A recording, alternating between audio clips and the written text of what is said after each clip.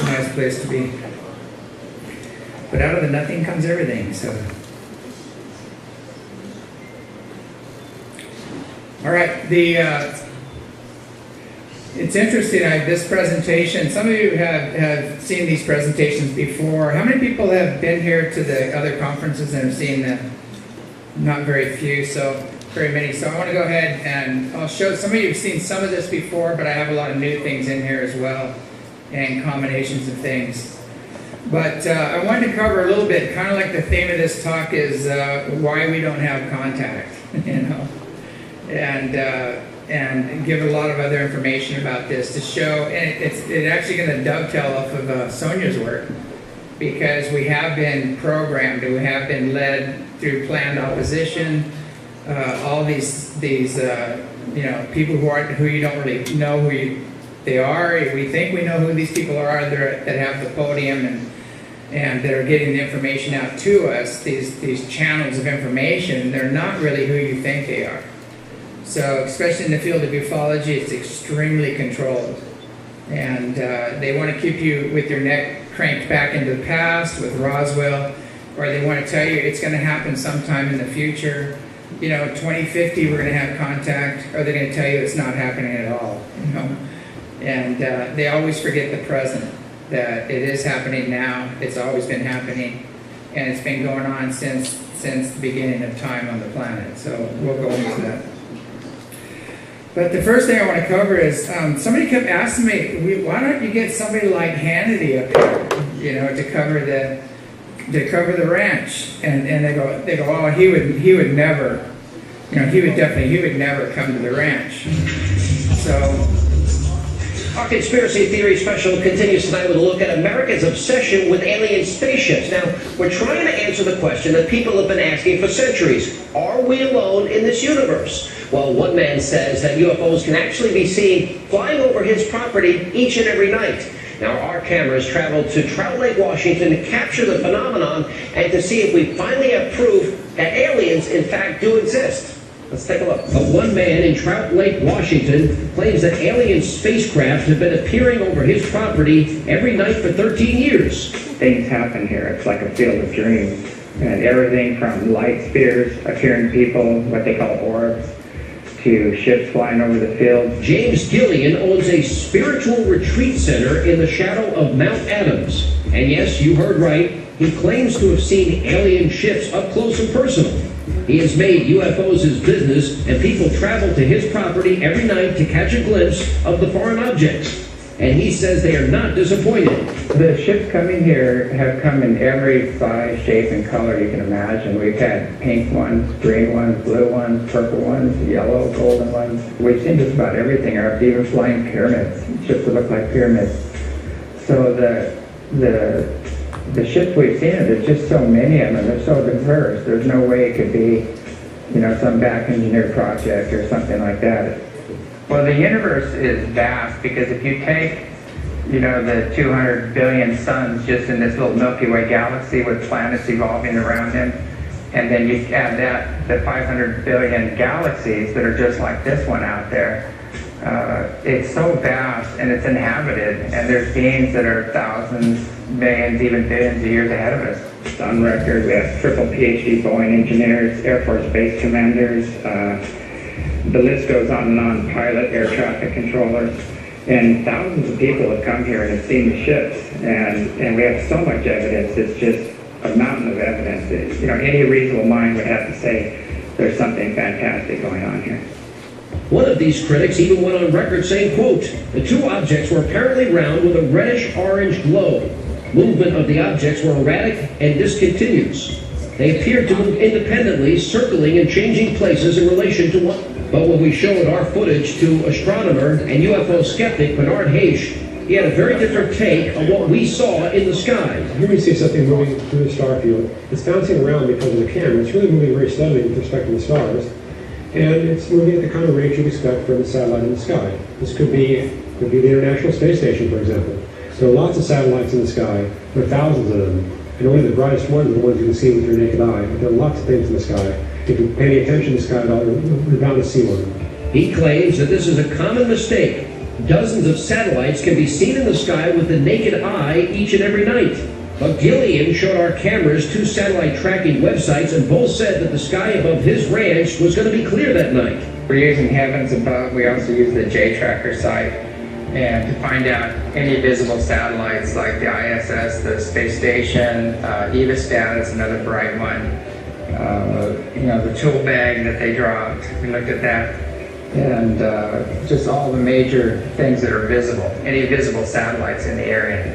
So when we see something, we can use this data to prove that these are not anything that we have flying up there, that it's some other object, an unknown. So the verdict is still out if Gilliland's UFO farm is really being visited by aliens every night, and if this footage is proof that aliens exist. But for him, there's no question. It's such a massive universe. There's got to be life out there, and if we're the best the Creator has to offer, it's pretty sad.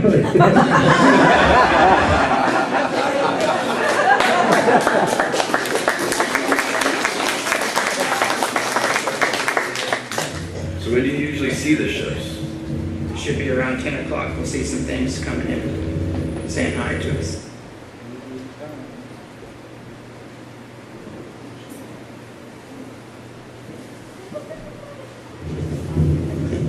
There's one right there. Where? Right there. Oh, yeah. See it? Yeah. Right there. Right there. Hey guys, no satellites according to NASA's J-Tracker. Oh, what was that? Thing's right there. Where? Right here. Right above the Big Dipper, right up there? No way. Oh yeah, dude, right there. Big time. Right here, see it? Got it? Slowing down. It's really hard to see now. Alright, I lost sight of it. What you were looking at became stationary. It stopped. Yeah. Wait, no, it's moving. It's, Yeah, there's it's moving. It's not the move. Yeah, I'm sorry to hear. Now it just disappeared. Oh, it just blinked. It just blinked. Wow. Whoa, did you just see that? No way. What is that? Almost looks like it's heading east. Well, Chip said look to the east. Bring it on. More. Oh, there's another one moving in opposite direction. Wow. Where? Ah, there it is. Whoa, look at it. Look at it.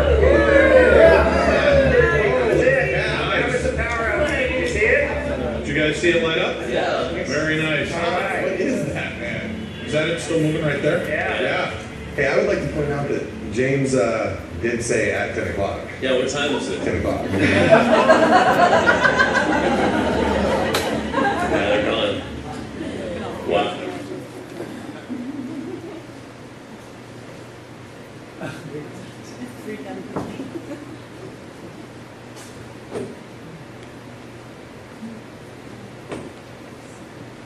James's ranch is a magnet for true UFO fanatics. There's been more sightings here than anywhere else in the world. Oh, Danny. Yeah, he said it. Thanks for having me. What a beautiful place. Oh, I like it. I know about it, look. That's pretty amazing, that is. It's like the field of dreams where all the paranormal activity happens, and come out and watch the UFOs. Really? Come and buzz us on a regular basis. Well, this is my mission. I just want to see one. Yeah. You know, I want to believe. Yeah, you'll see one tonight, I'm sure. You reckon? Yeah. I've been struggling around. I've been running around for nearly 2 weeks and nothing. So you think you're that confident? Oh yeah, you'll see something.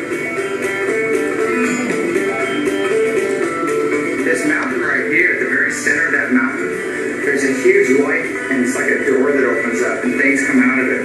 And then they go in and out of the mountain right here, and we have all that on film. We have the door opening and just all kinds of phenomenon happening.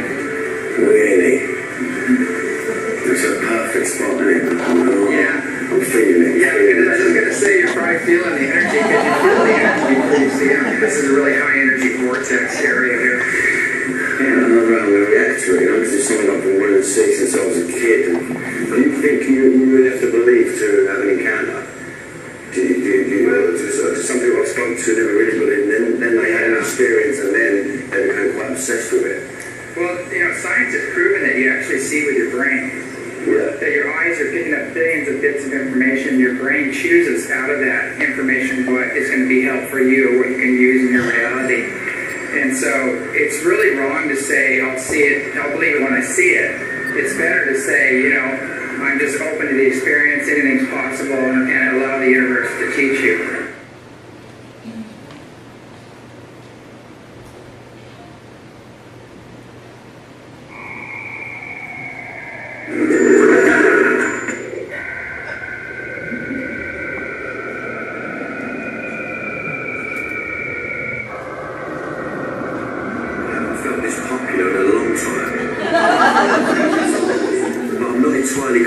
Meditating will bring on those spaceships.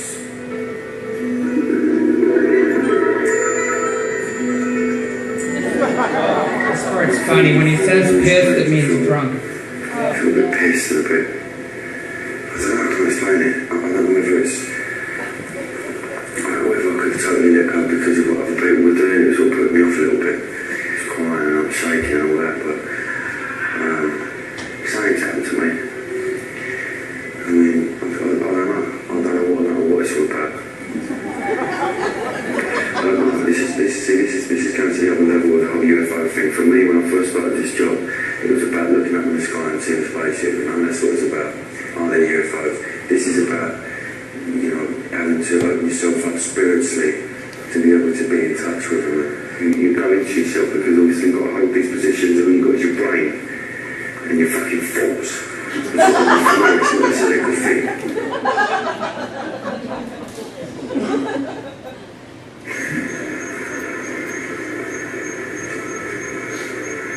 See, with the naked eye, you can't sort of see anything up there.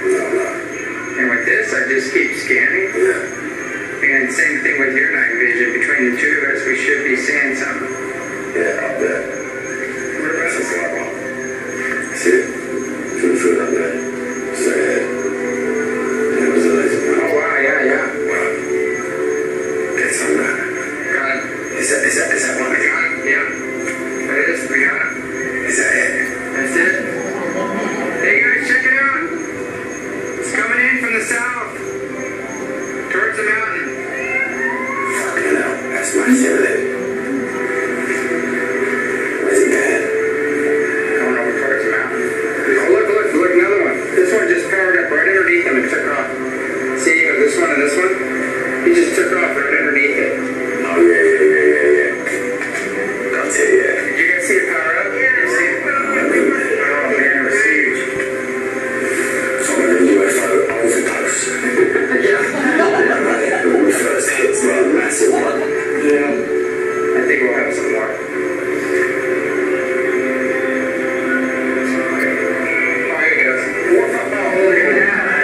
Look at that. Look at how bright that is. What is that?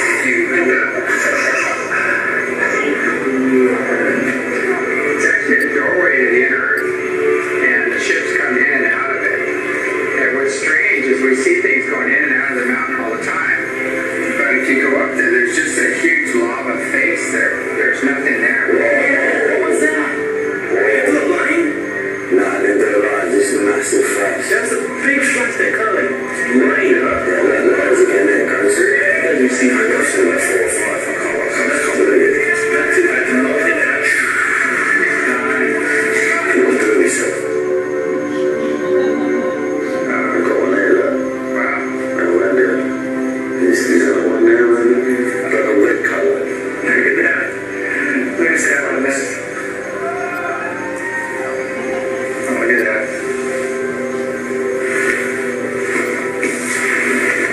Wow. I've done it. It's unbelievable, isn't it? There's a fucking UFO. That is a fucking UFO.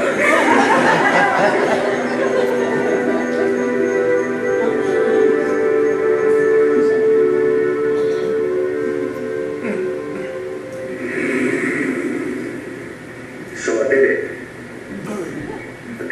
I saw an unidentified flying object. Now I know you cynics out there are going to say it was a meteor, it was a space station, it was a satellite, you know, but for me, it was a UFO.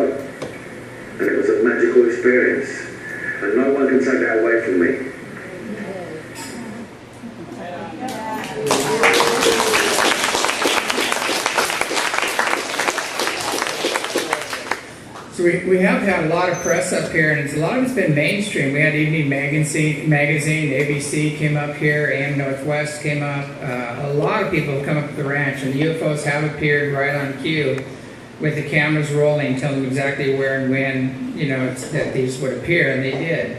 So we've been doing this redundantly, and I keep hearing people, well, when are you going to have contact? And I go, where you been the past 27 years? Come up to the ranch, you'll have your own contact. But that really leads into how important it is for us to do our own investigation.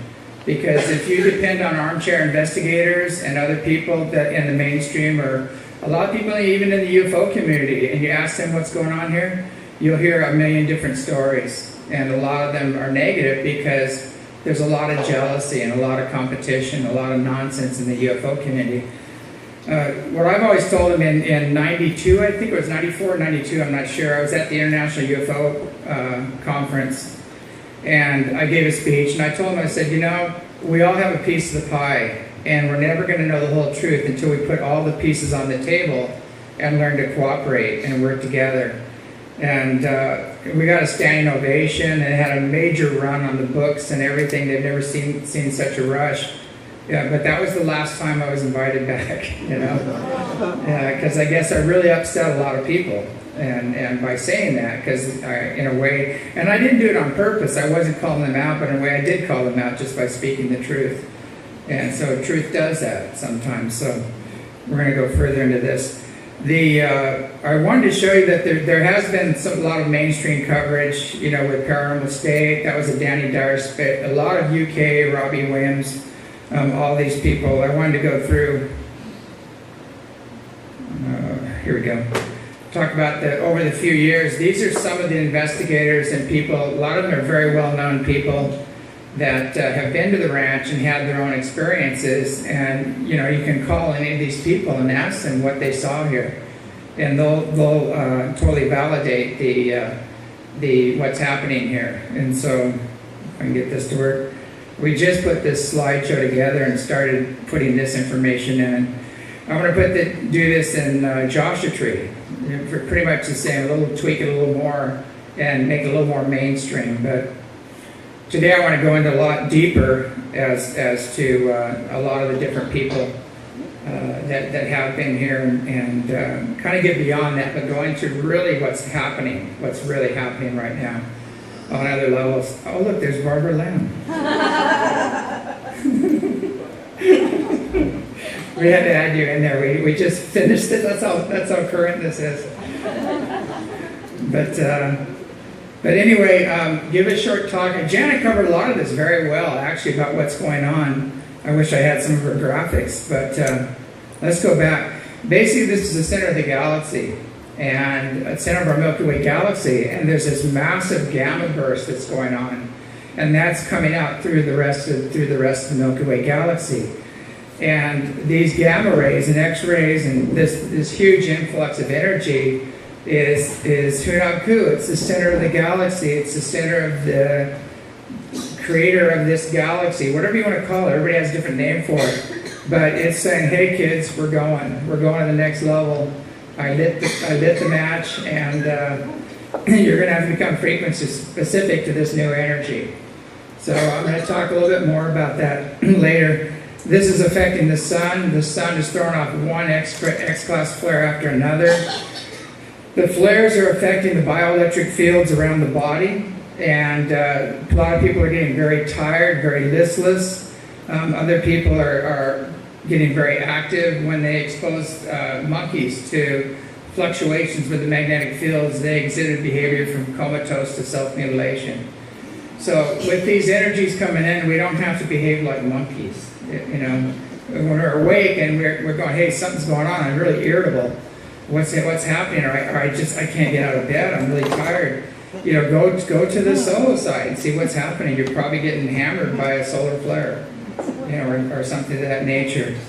Now these guys are helping us out. Here's a ship that's just massive that's helping us out with the program here. And when these massive flares go off, this is what these ships do.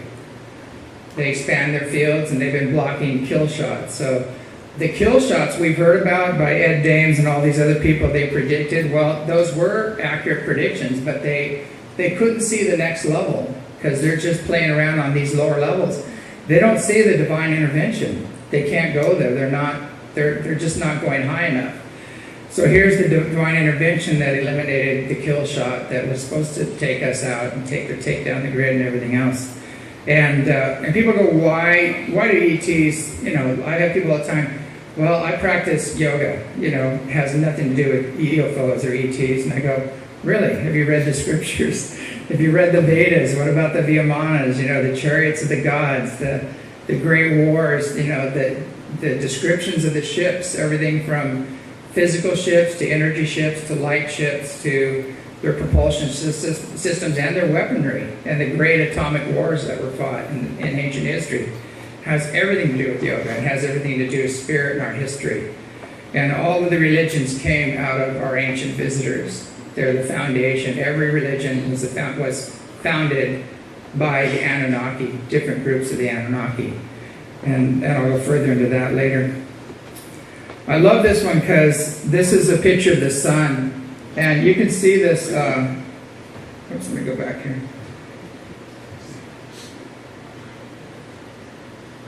Oops, there we go. It's not working either. There it is. You see his face here? And it looks like he has wings. And you look here, there's a nose and two eyes. It looks like a little dog in the background. And everybody saw this picture and they call it the Great Chicken God, this big chicken.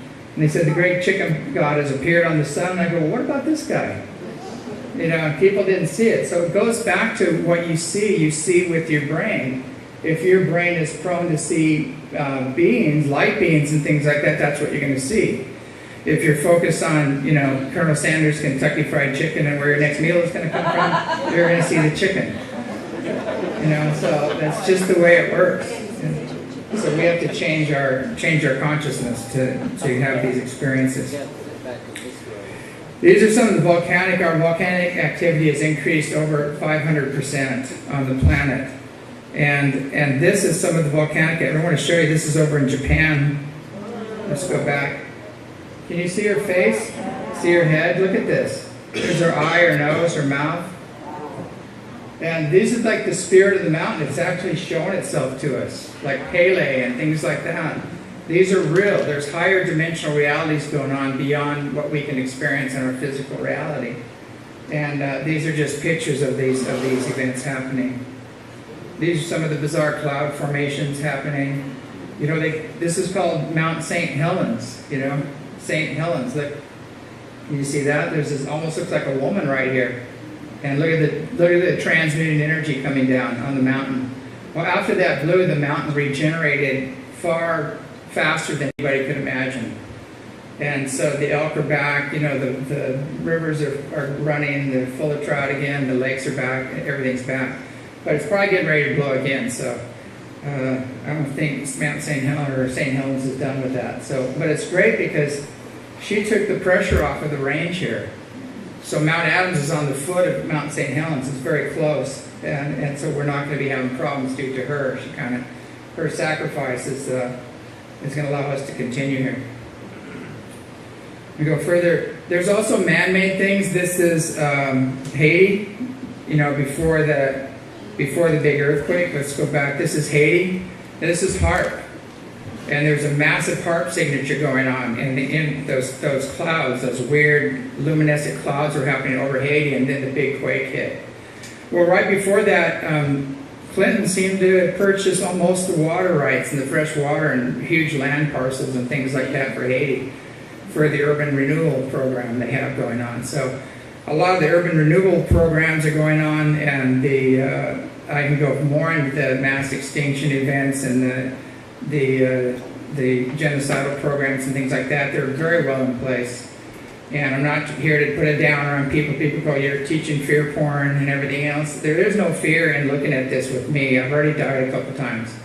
So I don't have any fear around that. And the ones who are saying you're spreading fear porn are the ones that are in fear. But things are happening, and we have to acknowledge it. And we have to be, enlightenment means to be in knowledge of all of it.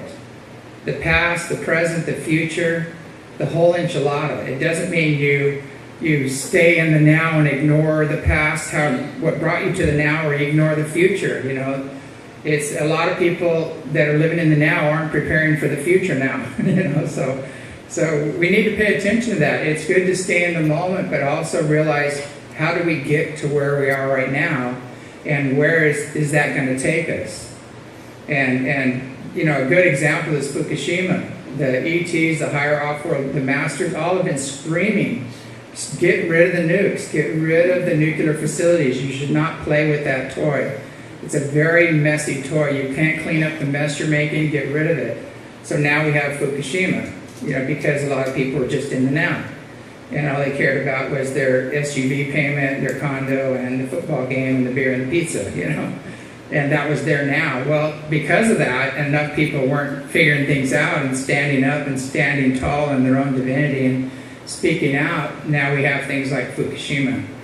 And we have a whole bunch of Fukushimas waiting to go off unless we start waking up fast and just saying enough. I mean, our fearless leaders also okayed the building of a bunch of new nuclear facilities. It's like, you know, that's what the ETs are doing. They're just going, oh, God, you know, it's like, they go, okay, you'll gain the wisdom from it. Hopefully you'll figure this one out and you'll learn in the future, but we don't have to have those experiences. These are also some of the crazy cloud formations and weather patterns. We've never seen these before because there's a lot of tinkering. This is the vibrational continuum that I want to talk about. It's the light spectrum.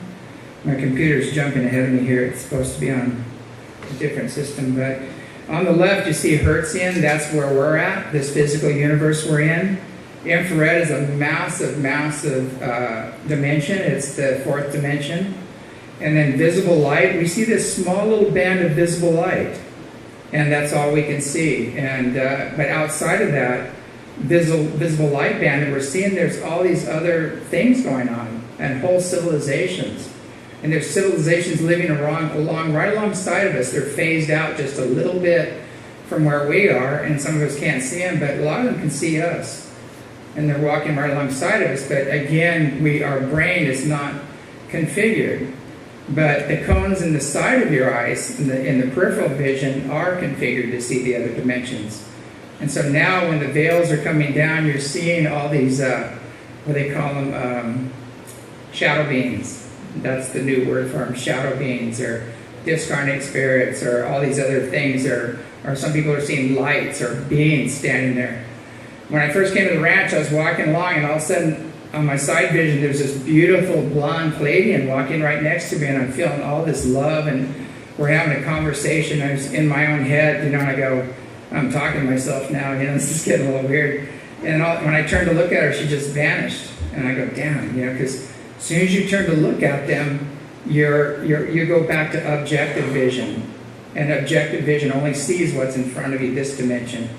But if you can train yourself to look off to the side of things, you'll be able to see things happening in the other dimensions. So now with the energies coming in, we're seeing flashes. How many people are seeing flashes of light around them lately, or are seeing beings, flashes of beings and things of that nature? And that's because the veils are getting very thin. On the rancher, it happens a lot. And if you just go into a slight meditative state, you don't even have to go that deep and open your eyes, you'll see all these little white dots everywhere. It looks like a TV screen with the white dots. And that's electrum. That's the stuff things are made from. And all of a sudden we know, hey, there's electrum there. That's how our world is created, through this electrum. Because it goes from consciousness to light to energy to mass. And so we can actually take that electrum and learn to guide it and form things and create and things like that. But the first part of that process is we have to know it's there and that it's possible. So once we know it's there, we can start playing with it and start creating things, you know. And a lot of people are manifesting things they don't even know about, and they go, God, I just thought about that, and now it's here. You know, how'd that happen? You know, so it's happening a lot right now. Now, in the fourth dimension, there's things on the lower fourth dimension. There are things that go bump in the night. There are discarnate spirits that aren't really in your highest best good to work with. We have a saying, just because you're dead doesn't mean you're enlightened. A lot of people go into different ceremonies, and they misuse drugs or alcohol or things like that, which opens you up to these dimensions. and they don't have any training whatsoever on how to heal unseen negative influences. And I like what Janet was saying, that ayahuasca and things like it's a very sacred plant, and it needs to be done in a very sacred way with a shaman, and a shaman that is not a faker shaman, a real shaman, you know. Don't squeeze the shaman, you know. But you can squeeze him to make sure he's real. But anyway, it's very important to do this maybe twice a year at the most, once a year. That's all you do these ceremonies. And they're good for if you're really stuck and you can't go anywhere and you're blocked and nothing's happening. But all of these things can be done naturally. And that's what we teach, is how to do things naturally and how to maintain your self-authority and maintain control. Because a lot of these drugs, when you take them, you're not in control, the drug is. And it's taking you into realms you may not be equipped to handle. And they'll throw you into the mental planes where you're manifesting instantly, according to your consciousness. And a lot of people, you know, we have a lot of fears and a lot of unresolved issues and wounds and things in our subconscious we don't even know about. And all of a sudden those start manifesting, you know, in these altered states. So we need to be aware of that. We teach people even before you meditate, learn how to heal unseen negative influences. Because if you are going to expand in consciousness, when you expand, you're taking in more territory, and you need to be able to clear what's within that territory. So here's a classic example of I'm sure you can see this guy. Can you see him up here? Let's go back here. Can you see this guy right here? You can see his face, the two eyes, nose, mustache. There's one layer of him, another layer of him. You can see her. There's layers on her. There's a face here of hers. There's another face down here. This is one of her past lives being affected. And this woman, it got fully possessed by this being. And this being died of a drug overdose in this building right here. And so what happened was, she came to us and asked us for help and go, yeah, you've got a hitchhiker. And we took him off her, and she was very sick, very ill, and she got well instantly. And intuitively, she knew she picked it up here at this building. And so her husband didn't believe any of that, and he brought the film home, and he goes, you won't believe what I got on the film. And he showed her, and she goes, yeah, that's him. And he was still very skeptical, so he went down to the police department, and he said, hey, did anybody die in this building? And they said, yeah. A young man just died of an overdose, drug overdose in that building. And he showed them the picture, and they said, that's him. You know, so that's positive verification that these things are there. And so any work you're doing, any kind of healing work or working with people, it's amazing if you clear the energy, things go better. So if you don't like what you're feeling, do a healing. If there's a lot of accidents happening and things aren't going right, sit down and do a healing. It's amazing. You know, what changes, the energy changes, because they affect our mental and emotional bodies, because they have a mental and emotional body still. They don't have a physical body, and they can affect us in ways where we might feel very sick, very sad, very angry, frustrated, and things like that. And that might not even be ours. It might not even be our emotions whatsoever. We're just tapped into somebody else's wavelength, you might say, because we all exist in this unified field of consciousness. And so a little heads up that right now the veil's becoming very thin, and these guys are really coming out. And that's why you're seeing all the movies now, you know, all the ghost movies and paranormal movies and things like that, because it's an opening. These guys right here, I'm just going to show you a quickie and then get rid of him. You don't want to keep that imprint in your mind, but that's another group that's playing around in low 4 dimension. And these are what people call the Archons. There's a group of discarnate spirits, kind of demonic energies, and some regenerative ETs that are all hanging out on that frequency. It's a very low frequency, and they do exist there. And I'm not saying they're all bad, but I'm just saying, again, a lot of them are parasites, and a lot of them are predators, and they prey on people. And they actually feed off the negative energies and things as part of their program. And they want to keep the negative energies going because they need them to exist, to keep their world together. You know, they need the negative. And so the more we learn how to heal this individually and collectively, and we keep clearing these up, which a lot of people are doing here on the earth right now, in conjunction with the higher dimensional beings, there's a huge cleanup process going on. And so we're right in the middle of that. And people ask me, is there a war going on or something? I go, yeah, there is. There's a spiritual war for consciousness happening. And the good news is we're winning. You know, we've got about 70 to 80% of that cleaned up. And the more we wake up and start working on this, the more this is going to get cleaned up even more. And I'm going to go more into that a little bit later. Let's get rid of this guy. You know how you get rid of these guys? Go away.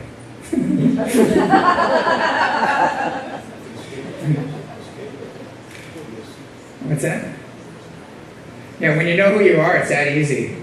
You know, this is your body, this is your temple, this is your consciousness, you're a powerful manifesting God being. That's who you really are. And these guys have no right to trespass on your space. And so there are more elaborate prayers and techniques of moving them on, which we teach, but eventually you get to a level where they're just, you know, mosquito, you know, you say, you're out of here, you know, go away. And that comes when you awaken to who you really are. I thought this is interesting. This is Obama's bodyguard, and that might tell you a little bit about the upper echelons and what's really going on. And he got caught with his shields down, you know, and he wasn't he wasn't keeping his shields up. So very obvious. You can see the guy's chin's protruding and everything else. And the guy was acting real crazy when they filmed this guy. He was up. He had his arms crossed like this, and he's going like this, back and forth, really erratic. Like it's like crazy making looking at him. And they filmed him, and that's what they got. He actually started shape-shifting. It was pretty bizarre. So a lot of people go, you're nuts. There's no such things as reptilians. They don't exist. That's all in your imagination. And, you know, they have statues. The ancient Egyptians have statues to these beings. There's different archetypes of these beings. Linda Moulton Howe just said that there's a lot of information coming in where they're seeing these upright crocodile-type beings walking around, you know, and that's been coming in quite a bit. Let's go into the past. Well, here we are in, you know, in Egypt. Here we have the, oops, we're going a little ahead of ourselves here. Right here. Here's the upright crocodile being. Like that. And here's the Anunnaki. Right here. So you know, people go, well, you know, I want to see that in stone. Well, there it is. And here's our ancestors here, the Anunnaki. Now, the Anunnaki is one story. The Earth has been evolving for 650 million years, and it's had advanced beings on here for that long. The Anunnaki story is 450,000 years old at the max. And there are other colonies that have come and gone on the planet, and they're still coming and going. And we're a big genetic mix of the star nations. There's 12 major star nations that were involved in terraforming the Earth, and that program got hijacked. And the hijacking happened when some of the Anunnaki that were left behind, at least 200 to 300 of them were left behind, to oversee a knuckle dragger that they added their DNA to get the gold to turn into an aerosol to get their planet through this shift to its wrap around the sun, so it didn't burn up. And so it was a win-win situation when they did this. They said, well, we're going to give these beings a huge jump in evolution and consciousness. And these beings were so grateful for that they turned around and said, how can I serve? You know, they're in awe of the Anunnaki. So it really wasn't outside of universal law. And there's a lot of victim programs built into this story, like they took our DNA, they didn't give us all the DNA and things like that. And it's not really true because DNA is always changing, it's always evolving. So they gave us a huge jump in evolution, and for that jump they got the gold they need to save their civilization. And in the big picture it was a win-win situation. The fall happened when they left, and the council left, the council of 12 left. And they left their, you know, some behind. And they found out that beings that did come to the Earth for too long couldn't go back, because they started aging very rapidly all of a sudden. They couldn't figure out what was going on. So they started mutating genetically and having all these problems, so they had to leave them behind. And so they left a group behind to oversee humanity, which is quite interesting. But those groups fell. They got caught up in all the competition, and they started having turf wars, and those were like atomic wars, some of them. And they kept moving around to different cultures to get away from each other. So Enki and Enlil were two of the most well-known ones. Enki was the creator god. He loved his creation. He wanted to continue to upgrade it and keep it going. Enlil was the warring god, the wrathful god that just wanted it gone. He wanted to erase the experiment and stop it. And they later, had their wars, and then they moved on. They moved over to Greece and became, Enki became Poseidon, and Enlil became Zeus. So these are where your legends came from, and their offsprings were the demigods.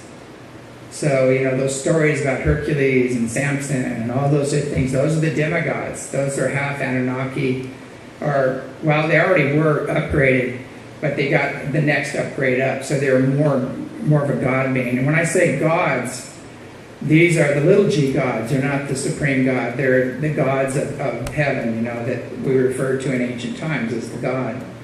Now, God has always been, in the Bible, has always been Elohim, which is plural. And some people say it's actually feminine, too, so that's kind of interesting. But it definitely is plural. So all those references to God creating the heaven and earth, all these other things that talk about the Elohim in there, Elohim is plural. It's the gods. So you have the prime creator, whatever you want to call it. Then you have the gods, the little g's, and then you have all the other ones below that, the demigods, and then you have the human experience and things of that nature. So when they said that man was created in the same image and likeness of the gods, guess what? They were right. We have their genes. And that's why all these other races are coming here to snag genetics and abductions and everything else, because we have the genes of the gods. We just don't use them. We're the forgotten gods. That's how they refer to us. And so it's time for us to wake up to that fact and trigger those on. Now the sun is actually triggering the DNA changes as well as other cosmic energies coming in from galactic plane, and the higher dimensional beings are involved in that. So there's massive DNA changes happening on the planet, and we're going through a huge upgrade right now. And so I always tell people resistance is futile. We are going to evolve, and the Illuminati are starting to figure this out, that this is a force they can't stop. It's beyond their comprehension, although some are still trying to hold on to their elite program and the hierarchy program. But there is no hierarchy in omnipresence. It doesn't fit. There is no hierarchy in universal law, and there is no hierarchy in unity consciousness. In Hawaii, I was there talking with a lot of the royal families and things like that, and they're talking about the kings and how they're restoring the Hawaiian nation and this and that. And I asked them, I said, well, how does a king fit into unity consciousness? And they kind of looked at me really funny, like, they go, what do you mean? And I said, well, this ninth wave, you know about it, the mind's talk is coming in, it's called unity consciousness. Where's the hierarchy in unity consciousness? How does separation continue in unity consciousness? That's imploding. And I said, I could see if you took power and then created a republic, where everybody was king in their own kingdom, which is really what we do have, and we've distorted that into a democracy and then trashed the Constitution, which is another whole story. But we won't go there. The rights we have, are divine rights. It's not even constitutional rights, they're divine rights. And they're unalienable rights. They're not, you can't have them taken away. And so when these people keep writing these legislatures and things like that and trying to take away your rights, they can't. Only if we agree to that. If we agree to that, yeah, they can. But I'm saying, hey, I'm not agreeing to that. That's your program. Have fun with that. It's not my program. But anyway, that's the real story of what's going on. So there's a little more to the story. So in their sojourn down here, the fallen Anunnaki, one of them by the name of Marduk, decided, I want total control of this planet. I want to be the supreme ruler, And so he made a deal with the reptilians and some of the regenerate race, and he said, okay, if you work with me, I'll go to war on my own people, and we'll set up camp here, and we'll have our own program here. So guess what? We've been dealing with that ever since then.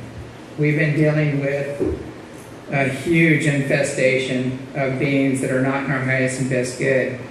And if you really think our leadership is operating in our highest best good, just look at the planet. Look at the condition of the air, the water, the chemtrails, all the 650 to 850 contaminants, carcinogens in the city water. Look at the condition of the oceans, the Fukushimas, the Gulf oil, all of these things. If you look at the big picture, look at the food, the GMOs and all the aspartames and other things that are in our food. You really look at this, and I'm not trying to be a downer, but take a good look at this. You go, well, wait a second, who's running the show here? These guys don't give a damn about us. As a matter of fact, they don't even give a damn about their own families or their own civilization. And why would any sane person spray chemtrails on their own families, their own people, and why would they do that? Poison the food and poison the water. And the answer is that, they said that's so inhuman. And the answer is, it is inhuman. And I'm telling you so you can understand where this has come from. It's not human what's going on. Humans don't do this to each other. This is a whole different group that's at play. And the people that join that group, the elitists and the ones that do the rituals to these groups, they have no souls anymore. They're actually operating with souls from these other beings. They're not even themselves, they're gone. And that explains why this can happen. People go, wow, how can they spray chemtrails and things like that? That's how it happens. How can they destroy the planet, the very platform for life that they all depend upon? Well, the guys in charge don't care about this planet. As a matter of fact, they'd like to turn it into a desert, so it fits more of their planets that they've already destroyed and polluted and messed up. But, I'm not trying to drop a bomber on it, it's the real deal. The good news is that, the Bush gang, you know what their group is called? The Sons of Marduk. Gee, go figure. How does that fit into this? So anyway, the good news is that these guys are not frequency specific to where the Earth is going. And they're imploding. And their kingdoms are imploding. Their bodies are imploding. I mean, how many heart attacks can Cheney have? I mean, talk about a guy that just is not getting the picture, and not waking up. I mean, the guy's an Autobot, there's no soul left there. And, he keeps, hopefully somebody will put a heart in there that is awake and has a soul and it'll take over the vehicle and something might happen, but I'm not counting on that. But, you look at the behavior of these people and they're just not human. They care nothing, they have no empathy. It's just not present there. And they've done studies on this. There are a lot of people within humanity that actually have no compassion and no empathy whatsoever. And unfortunately, they rise up the corporate ladder and they're usually at the top because they don't care how they get to the top. And that's very sad.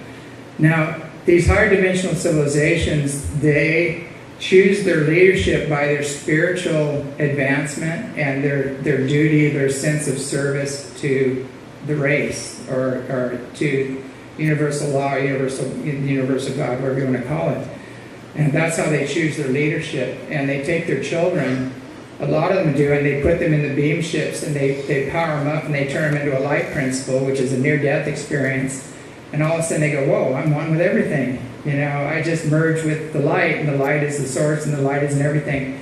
So they have this huge experience, this enlightenment experience, and they bring them back, and they raise them. They know what their own soul purpose is because they're very spiritually advanced. And they said, okay, this is what you came in to do, and we're going to give you everything you need to excel and become the best in your field. And then because you understand unity consciousness, you're going to give back to the whole. And can you imagine what that would do to a civilization to behave like that? We would take such a quantum leap. I mean, they've already transcended lack, poverty, disease, war. That's not part of the reality. They're far beyond that. And they're coming to help us do that. Now, why are they a threat? They're a threat because exactly that. They've transcended disease, they've transcended war, they've transcended any restrictions on energy and travel, and they travel through time. They're unlimited. What's that going to do for the oil companies? Hey, I got this little box here, and you can put this in your car, and not only will you not have to ever fill up your tank again, you don't even need tires because it's anti-gravity, And we can't get past fuel. We can go, okay, we could maybe put water in our cars now. There's technology, we can run our cars on water. And I go, well, guess what? There's technology, you don't even need tires, And then there's technology, too, where you don't even have to fly anywhere, you just jump. you jump wherever you want to go, and that's the technology. We have that technology in our black projects right now, but it needs to get disseminated. And there are a lot of people within the black projects that want this out. They want to see this out. They see what's going on the planet. We have to bring this stuff out to turn the planet around. But anyway, that's where we're at now. That's how we got to where we're at, and we're in the middle of that process, the cleanup process, and we can all participate in that process just by waking up, standing in our own divinity, maintain our own self-authority, and learning how to clear our space and hold space. And sometimes it means standing up and speaking, telling people what they need to hear, not what they want to hear. So it's very important to do that right now. All right, this is actually taken by John Kelly, and I was meditating. I got this message that I think it was the Sohar, something like the Sohar was coming. I go, what's the Sohar? I didn't even know who they were. Stop it! My computer's going crazy. And so I told somebody about it, and they go, oh, it's in Keys of Enoch. Go look it up. So I went and looked it up, and the Sohar is a collection of angelic energies. So I went outside, and they said they're here, come outside. And I walked outside, and here's the conversation happening with the Sohar, and it's a collection of angelic beings. And so they're being photographed now. And these beings are helping people right now. There's a lot of initiations going on with different groups. Hopefully this is going to run. This is the mountain, and this is the door we talked about, and we saw in the Danny Dyer video. And you can see the door opening, and we scanned the camera around, and I was talking, and I moved the camera, unfortunately. You can see an orb going by. But look at this object coming out of the door. We actually saw this object with our eyes coming out of the door. And it's coming towards the camera. There goes an orb. There's the door open on the mountain. But look at the energy fields on this. Isn't that amazing?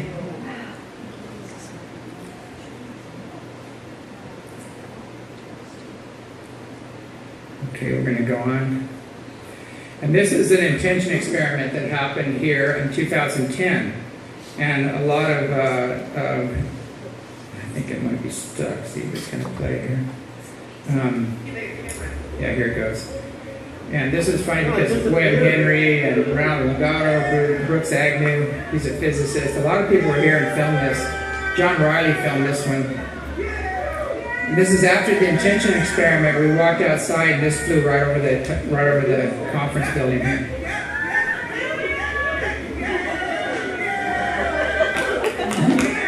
Everybody's screaming and getting excited.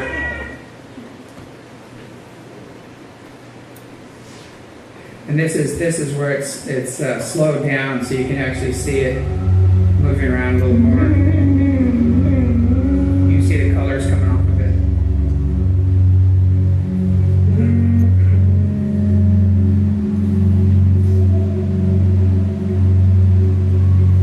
But you could hear everybody screaming and yelling. It was amazing, when that event happened. Now this is actually a photograph of blow up of that ship. And this is what it looks like when you blow the energy up. You go back to that. But this is actually a Palladian ship. And they're light ships, and they're coming over, and they're fifth dimensional beings on these ships, which I'm going to go into. These are some of the other ships. You can see they're stepping down in frequency, coming in. These are Palladian ships as well. You can see they're organic. They're made of living material. They're alive. This is Blajee. She's a Palladian. She's about 430 years old in our time as we know it. And she looks about 25 years old. And she's coming back from about 2 million years ahead of us in time to help us out right now, this shift. And I asked her about that. I said, I bet you see us like monkeys. And she said, no, we don't. She said, we just see you as younger brothers and sisters, and we're here to help you kind of move in the same direction. And they were the terraformers. A lot of the Palladians were very involved in the first terraforming, and they said the earth was an Eden. It was created to evolve to its highest potential, and it got hijacked by the lesser forms of creation. So they're here to set it back on track again, and they're here in massive numbers right now. A lot of the pinkish ships we'll see flying over us overhead of them. That's their ships. these are the pure energy ships. These are 6-dimensional beings. That's their mothership. And this is Malia, and she's actually no. This is a picture taken by a geneticist from Australia, Giles, a good friend of ours. And after he made contact here, he went home and this appeared to him, and he got a photograph of it. This is one of the Orion Council light ships, and they're plasma ships. They're just pure plasma. This is Malia, and she's from the Orion Council of Light, and these people are very ancient, and a lot of them are 6-dimensional beings, so we had to have drawings done of them. I don't have a 6-dimensional camera yet. I'm working on that. But, and these are some of the other beings. Hopefully they'll stay up. Can you see this guy here? Do you see his head? This is E.T. right here. This is his robes. Here's his head. He's got a little orb on his shoulder. There's another one here, but this one's coming into form. And these guys are real ancient. They're very, very ancient, but they don't look like us. They look pretty bizarre. And when you meet these beings, they just take the high road until you've mastered your fear. And when you finally will stay and hang out with them, they'll teach you things that'll beyond measure. And they always kind of set people, you know, master teachers here, sometimes they'll appear to them and they'll just say, you know, you're creating, you're not empowering people. You know, they'll appear to them and say, you know, you need to put more love into your teachings. You know, you need to empower people more. Stop being Santa Claus. You know, things like that. They have some really incredible wisdom, and they show up to different teachers sometimes, and they'll say, hey, it's time to take this up to the next notch. These are some of the cylinder ships. We've been seeing photographs of those over Mount Adams. People that want the nuts and bolts type of things. Here's the ship with the antenna, and that's on Flat Top, the mountain right over here. This is my favorite here because these came and flew over the Baptist church during the big jamboree, and I was kind of meditating. I said, "Hey, can you?" They're getting the names are getting a little restless over there. They're getting a little ornery about who we are and what we're doing. Can you go over there and show them this is the real deal? And so they did. They flew right over, lined up right over the Baptist church, and just sat there during their big jamboree. And so I went over there a few days later. I said, "Hey, so what'd you guys see up there? Did you see that?" And they all looked down. No, didn't see anything. You know. And I thought that was funny. I talked about conditioning. You know, so some came over later and talked about it. They wanted to know. They talked about it. This again is the door. You know, this is the door opening up right here, and then things coming out of the door. This is the picture Jana showed with the Buddha statue. And there's another, let me go back here. She has a better picture, but see this right here? There's a face. There's a nose, a mouth, and 2 eyes. There's a face here with the ear. There's another face here. Can you see that? The 2 eyes, the nose, and the mouth. It's like all these faces are carved into the side of the mountain right there. And but that place is almost always buried under snow. It's not open very often. And this is when we had a drought time. And it did open up, but most of the time it's not even accessible. And then here's the same cylinder ships over Chichen Itza. And this is, I love, they just dug these up and they're underneath the pyramids. And there's actually ancient ruins underneath the pyramids that the pyramids were built on top of in South America. And you can see real clearly, you know, here's the ships right here. Here's the guy in the ship, the astronaut with a helmet and everything on, taking off. You know, there's another ship here. And it's pretty undeniable. These are ships. These aren't anything, you know, other than what they look like. Here's another one. And here you can see the rocket, like it's like a big rocket right here. It looks like a rocket, but actually you can see the ship here. It's actually the energy coming off the ship. And it's beaming things up. It's beaming people up and things like that. And they've been coming and going here for a long time. These are some of the light ships in space. This is over in Poland. This is another one in Poland.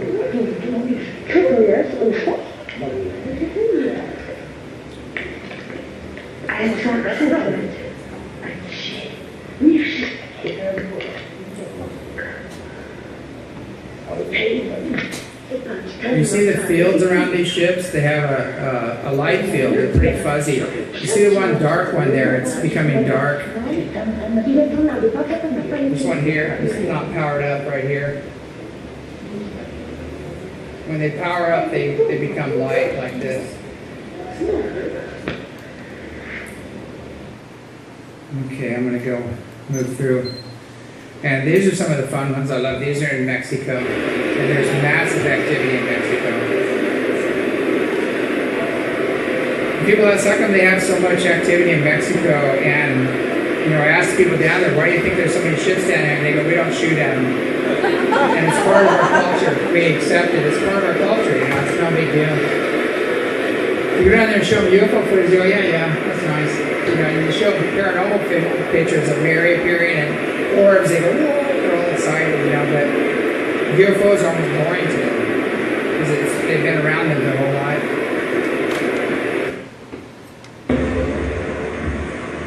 This is one of my favorites. It's just a few ships up in the sky here. And they're trying to say those are geese. And I go, well, just watch one. Just pick out one, watch it stop and fly in reverse. And you can see, watch them the way they move. They're just stationary, or they'll be moving, you know, back and forth. There's no formation to them. They're definitely not geese.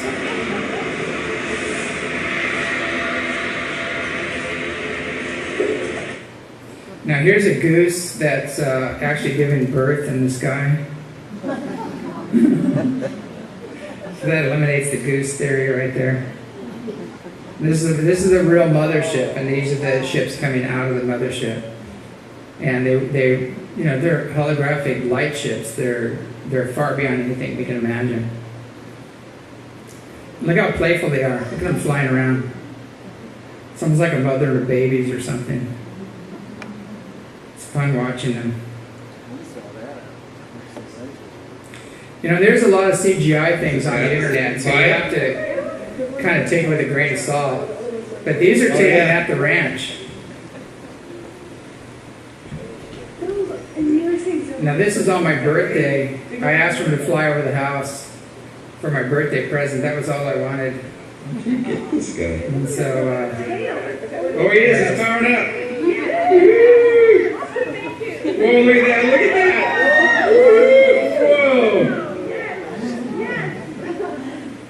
Whoa, that was an incredible one. That was a nice. I got it all on film. I got that one on film. Anyway, that was a nice. That was a white out your screen moment. Present I could have gotten. That was, you know, out of anything. I think between the footage and the flutes are my most prized possessions right now. Everything else can be a giveaway. But here I'm lying in a It's huge. I'm in a recliner right now. I didn't want to get up and miss a shot, so I just stayed filming it. Isn't it like in the wrong direction? Yeah. Look how low that is. You see, this is like half treetop level. You know, wow. Flying in. I got it. I got it on film too. Yeah, I got it. I did, yeah. It's gotta come out the other end here. I'm running over to the other side of the tree to catch it. It's going through the tree.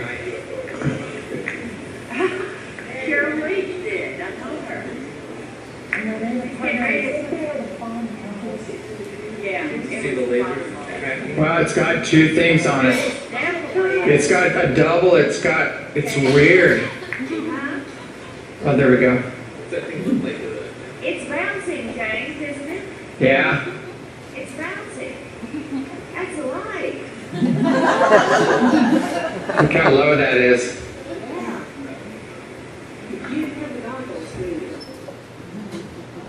Okay, we're gonna go.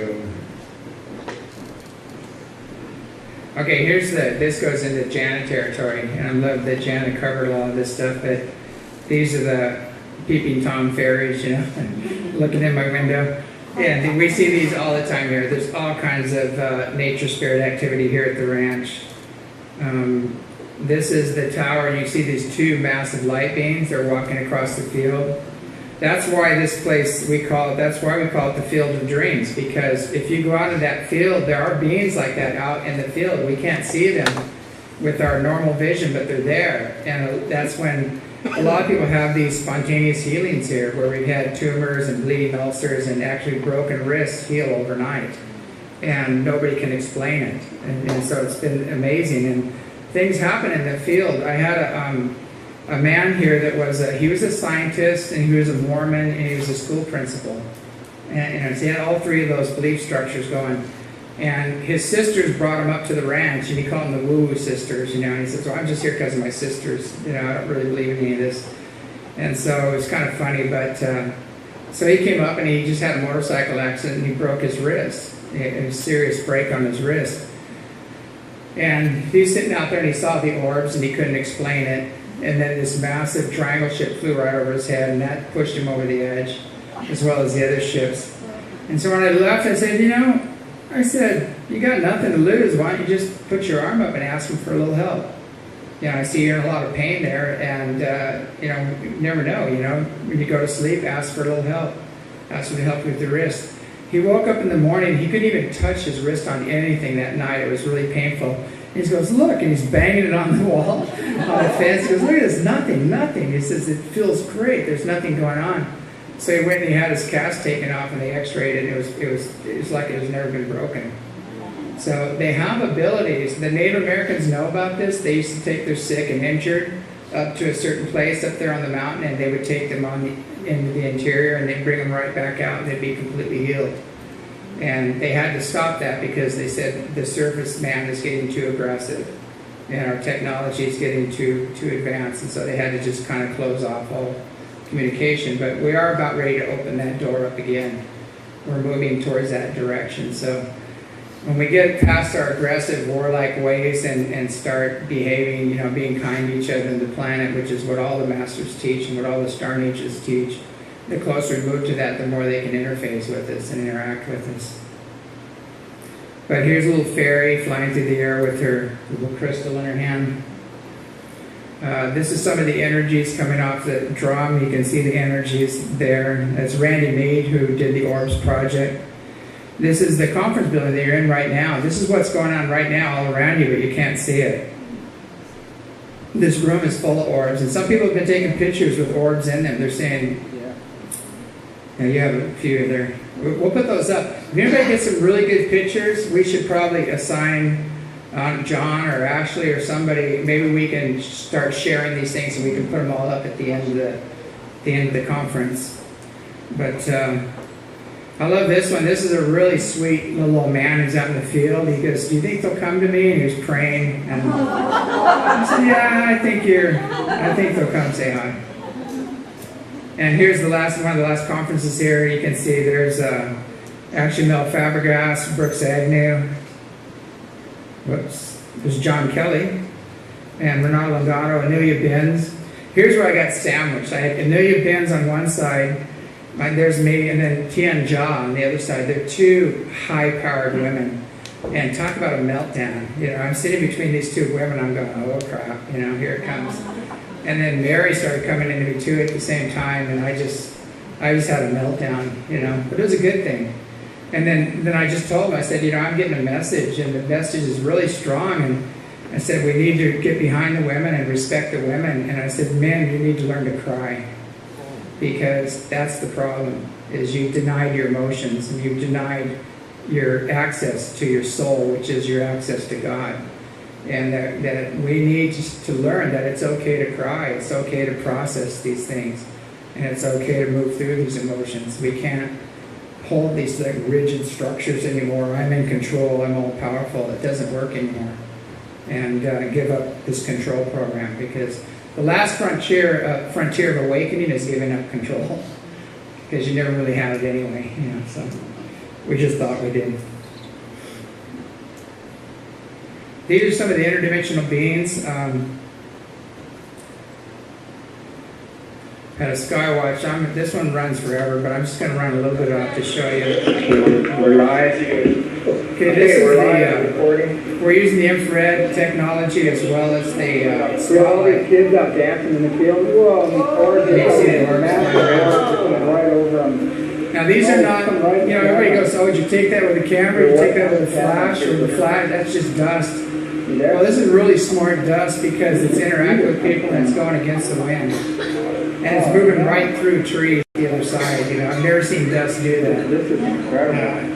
So if you want to believe it's dust, that's okay, but it's definitely not dust. And you see this, the field out there is on a ley line, and there's a huge plasma field running through that field, and these orbs just take form out of it. They're coming, these orbs are flying all around the field. I have some footage of this Greek guy, he's coming down, he's great, and he was sitting on the field in a chair, and all of a sudden you see his arms just fly up in the air, and he just starts laughing uncontrollably. And he didn't know what happened, and we showed him the footage, and this giant orb came down and hit him right in the chest. And as soon as he hit him in the chest, his arms were up, and he just started laughing uncontrollably. And he's really a sensitive guy, so he got the hit. He got the spirit hit out there. But there's a woman out there in the field, she's singing, and she's playing with the kids. And the orbs go cruising by really fast, and they just hit the brakes and stop. They stop and come back. Back up to the field because we didn't get most of it out there. Second, you'll see him. The kids out there giggling, the orbs are just all over them. It's hilarious. They're dancing out in the field here. I love it so much. So now you'll see some. There's one. Look at this. They stop and check it out. I wish you could see this. Now, actually, if you watch where these are going, the wind is almost always blowing from the west, and these are flying directly into the wind. They're not flying with the wind at all. The wind doesn't even affect them in any way. Yeah, they're all over.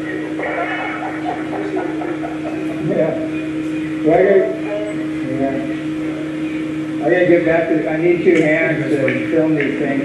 I'm There's a little Cheerio. Yeah, you have to come check this out. It's amazing. Okay, this one goes on for a long time, but I wanted to go more into what we do here. Now, this is a picture of Khan, and he's one of the teachers that comes here on a regular basis. And that was him coming out of a 21-day dark retreat. And let me go back here. This is him. Oops. This is him after doing a rainbow meditation. We're actually leaving his body and taking pictures of it. And we have that happen here a lot when we're doing the practices. There's a lot of energy in this room. When we do our Qigong practices, people actually start disappearing. You can see right through them. And, the energy here supports that. And, all you have to do, just step a little out of phase to disappear. That's all you have to do. It's not that hard to disappear. You think it is, because we're locked into this, and our mind thinks it's so hard to move this big physical body into the next dimension. It really isn't. Because the next dimension, there's a whole other world just out of phase, a little bit from this world that you can pop into. And you'll totally see this world too at the same time. You'll have total... When you go into an orb, if you want to cruise around as an orb, you have 360-degree vision. It's amazing. But we'll go on to that later. This is Lily. You can see right through her. She's playing the singing bowls. This is the energy coming in. We're zipping back and forth between a wave and a particle, and this is a picture of it. This is where I'm going out of body, and you can see my eyes are open here. Let me go back. My eyes are open here. My eyes are closed here. You can see the energy, see the body over the body, and then the bands of energy that are spinning. And this is a Tibetan technique where you go out of body, and that's how you really have contact. You go out of body, you go into the higher dimensions and hang out with those guys. It's a lot more fun. This is doing Qigong practice, and you can see the energy that's building around the hands. This is at the Joshua tree. This is the orbs, coming in at the talking Joshua tree, which is coming up. I love this one. This is Golden Light Eagle, who's been putting on the Star Knowledge conferences. Let me go back. We're having a little heart talk. You can see, look at the energy. Now we can actually leave our body as a light sphere, as an orb. We can leave and go cruising all around and check out all the other dimensions. And this is actually a face right here too. There's a big face and there's all kinds of stuff going on in this picture. There's another picture of him which I can't find, that he has all these green and orange lights shooting all around his head. And it was amazing. But he used to come here a lot to regenerate. And he loved the energy here, and he'd go do his work and he'd come back here and hang out for a month and heal and regenerate, do a lot of sweat lodges and ceremony. This is Joshua Tree, the last talk. This is Giant Rock, and there's a lot of George Van Tassel and a lot of contacts happening there. And this is where I was raised, actually, as a kid. I was raised in this area in the high desert. And here's this crystal mountain. The whole mountain is made of crystal. And we were standing on this mountain doing ceremony and releasing a lot of the Native American spirits that were there, that were hanging out during the ceremony. That's Chief Joseph over there in the back on the right, and Nathan standing next to him. What's the other two names? I forget their name. I think it was Bill, and a couple other people went out there with us. And you can see the energy starting to come in. This is where we're doing the clearing.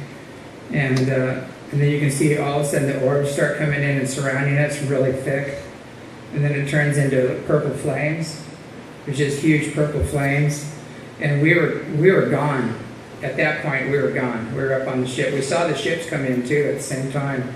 We saw an inner-Earth ship in front of us and an Andromedan ship above us when this happened.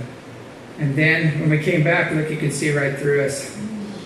We hadn't fully formed yet back into the... And the weirdest thing is that after we're done, we look down on the ground and there's this, all these crystals were stacked up.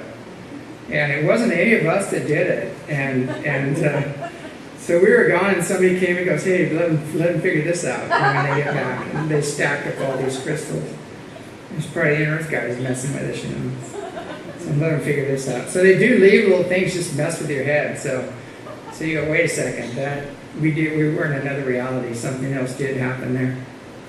It happens a lot. This is Ezekiel. This was taken out in the field of dreams out there.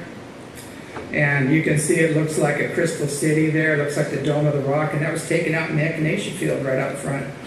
And Ezekiel's the god of eternal bliss. It's Cassia and Ezekiel of old who merged and ascended. And they're coming back to help us out right now. But they're amazing energy if you want to work with that. Very balanced energy, and it's hilarious. It makes you laugh and everything. This is a picture of Kuan Yin. Khan took this picture as well. And the same thing, was out in the field. This is a painting of Kuan Yin with the picture that he took, and she has a vessel in her hand.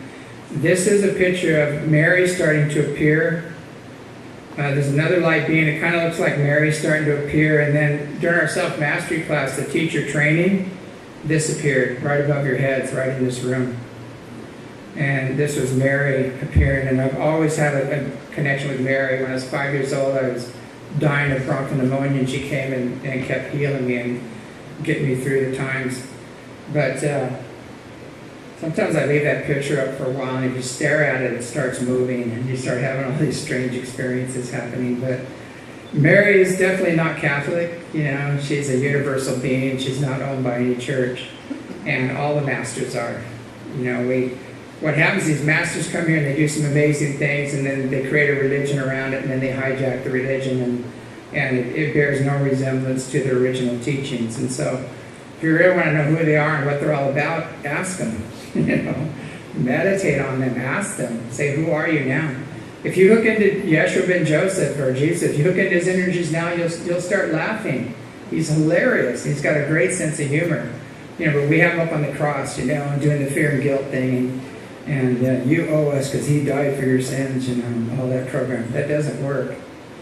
Actually, Jesus went through the Egyptian mystery schools. The last initiation is death, and he already transcended that. They couldn't kill him because he said, he told him, he said, if you destroy this temple, I'll rise it in 3 days. And they thought they were talking about the temple they were building, and now he's talking about his own body. And so he already mastered death. It wasn't a problem for him. They already locked him in the pyramid. They took the lid of the sarcophagus, put it on him, and said, we'll see you in a few days. You know, you either figure this one out or we come back and you're not around anymore. So there's some pretty intense initiations that he went through. And we don't have to be that rough on ourselves. We can do other things. But anyway, this is a painting of Mary, and you can see how the photograph is very similar. And this was also taken by Khan during the class. He was in the back of the classroom, and I saw him grab his camera and take the picture. I saw his eyes get really big, you know, I go, I gotta go see what he did. You know. He didn't know who she was. He's a Taoist monk. He goes, who's this? And I go, that's Mother Mary, you know. But we felt her energy come in, and a lot of the women were actually crying and felt the energy, and a lot of healing was going on. And I said, Mother Mary's here, you know, and she's working with whoever wants to work with her. And then I saw Khan pull his camera out and take the picture of her, you know, right above us. But anyway, this is, you know, people go again, what do UFOs have to do with religion? You know, here's Mary praying. You go back to that. Here, look, here's the ship. Beam coming down to the crown chakra. Here's Mary praying. And these are frescoes. So this has always been a part of our history. And it's been extremely suppressed over the past 60 years after Roswell and some other crashes that happened. They had to kind of humiliate people and say it's not real, UFOs don't exist, because we were back engineering them. And that was Project Mockingbird, you know, that they tried to, you know, use deadly force to keep people quiet, you know, about anything having to do with ufology or UFOs. So good old Yeshua, here's the ships coming in, whole fleets. These are paintings of the ships. And here's John the Baptist baptizing Jesus. And you go, whoa, what's this? I think it's funny that historians go, oh, that's a dove. Does that look like a dove to you? These beams coming down. It's the funniest looking dove I've ever seen, but you know, I guess that's what they had to turn it into. They had to use their reference points because they couldn't go past the obvious. But this is a photograph of the, you know why they say don't cross the beams? This is why, because you get these 12-foot lion beams, panther beams showing up when you cross the beams. So anyway, that's their technology, the beams cross, and all of a sudden you have these 12-foot panther beams. And these are 6-dimensional beams. And they're very protective, they're very loving, very protective, very wise beings. And people go, where are felines in past history? You know, I go, well, they're carved in stone, you know. Can't miss it. You know, they were part of, they walked right alongside the Anunnaki in ancient times. They were real. This is Bagheet. She's a 5th-dimensional feline being. And let me go back to that. I met Bagheet. I went out of body like the picture I showed you.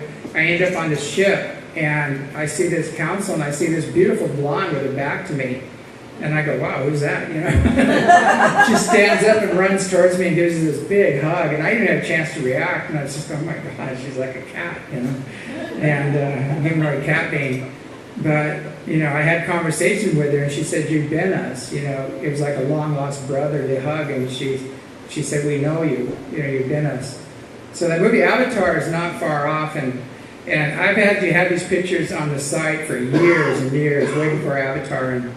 And so I tried to get James Cameron on the show, and he was going to come on the radio show and talk about that. And I was just curious where he got the information for Avatar and things like that. And they were worried that I was going to sue them because I had the pictures first and I had the information first. And so they all of a sudden, we no contact anymore. You know, it just disappeared.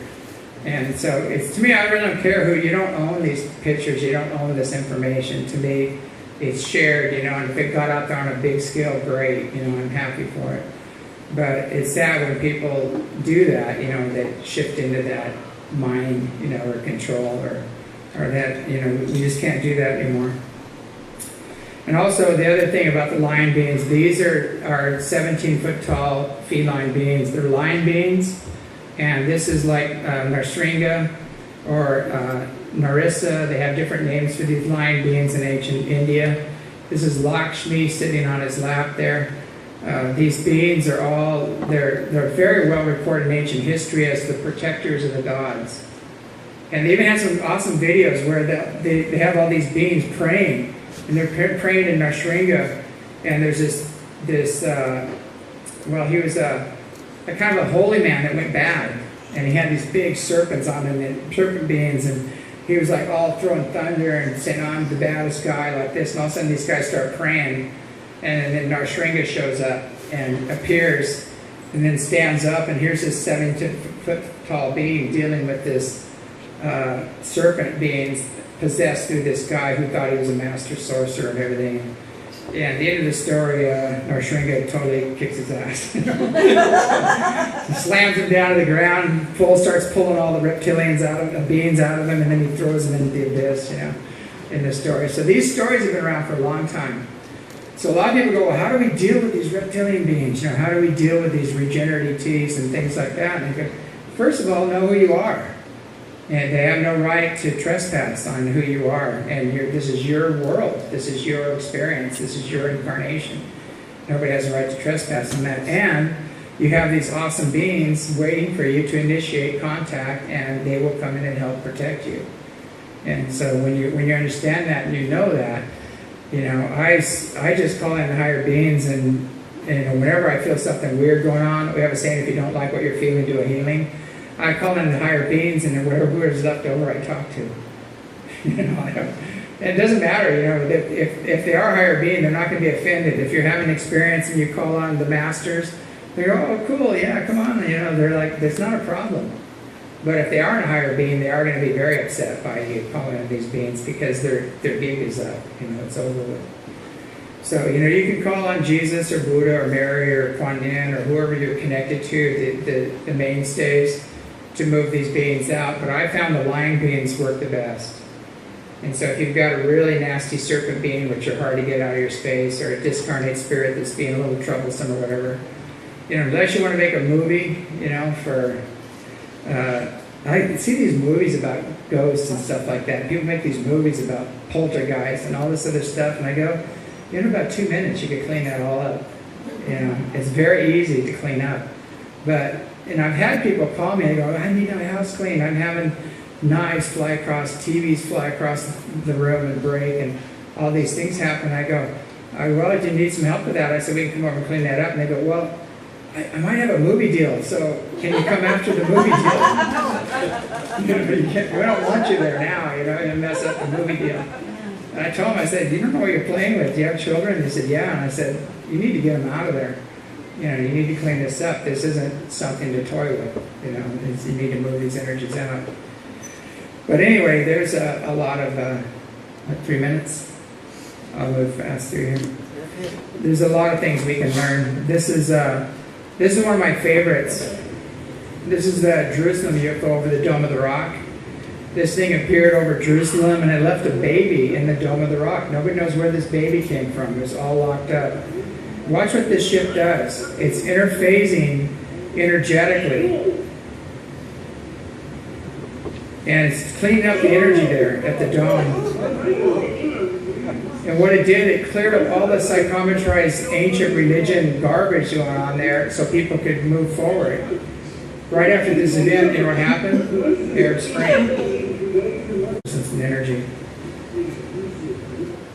But this is the transpersonal release sessions that we do, and this is PIP technology with Harold Oilfield. And you can see when we're doing these sessions, you can see the energy coming into the room, the people's bodies pixelate into light, and that's when the healing happens. And then we go through and we clear any trauma, any childhood trauma, past life trauma, whatever. We just go through and just bam, bam, bam, and clear it out, and then initiate people into contact with their own main teacher and guide. But we had a lot of scientists come up here and check out the process and find, it kind of blew their minds when they saw the film that this is a real event.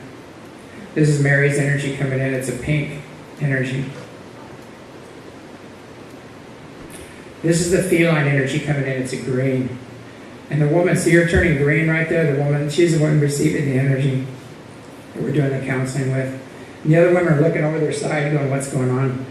And these are aura photography. I was going to show this picture only because this is kind of my natural state of energy, but when I activate or initiate the higher beings to come in and work with us, it turns into this. This is what it looks like. And so we can all do that. We all have auras, we have fields, but when we initiate and work on these beings, that's what happens. And this is the end result. This is where we need to get to. To have that innocence and that awe, I've got less than a minute left, so I've got to sign off. I can do for questions, but I have to sign off for this part. But as far as this is presentation's over, I've got to cut it and we'll do questions after this. So thank you very much for listening.